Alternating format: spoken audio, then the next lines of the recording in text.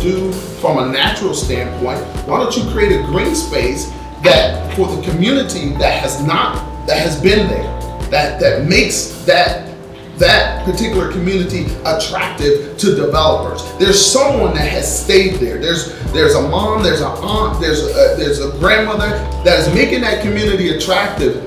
Why not carve out a space for them to say, we won't touch that? We won't, and then bring in some other resources to allow, some individuals to be able to afford the houses that are now being built. But I think that this will help you, Brad. And help you help your friend because of that conversation that you just had. We're talking about gentrification.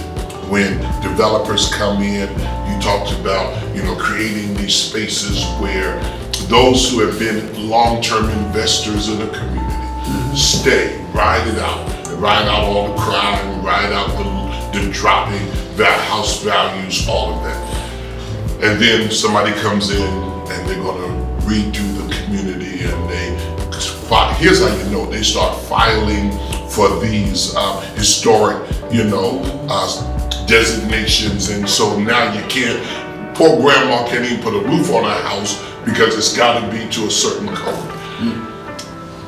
That's gentrification. But if you look at the pendulum of American history, African Americans in that history, prior to gentrification was segregation. And then after segregation was integration. And I am not sure, looking back now 50 years, if integration wasn't worse than segregation.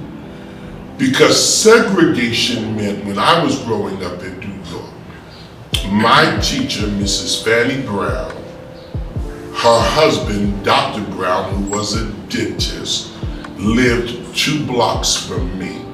All right, Dr. Thomas, an African-American doctor, Dr. Randolph, an African-American doctor. I walked past their house almost every day. Every pastor lived in that community. We grew up as kids together with their kids. We knew where Joe, who was Mr. Joe the policeman, Mr. Sam, the first black bus driver for Green Line bus line, we knew where they lived. They went to church with us. They were all in our community because of segregation. Integration allowed all of those middle class folk to move to Laurelton, to move to Rosedale, to move to Malvern, to move to Nassau County, leaving behind those who didn't have the resources to move out to the suburbs. So we lost all of those people who were role models, and what were we left with? We were left with guys who either ran the numbers or who, were partway pimps or, whatever, but that's who we were left with. So you're right, we don't even have a community. The Somalians speak the same language. We don't even we speak English. That's not our language. It's not our language.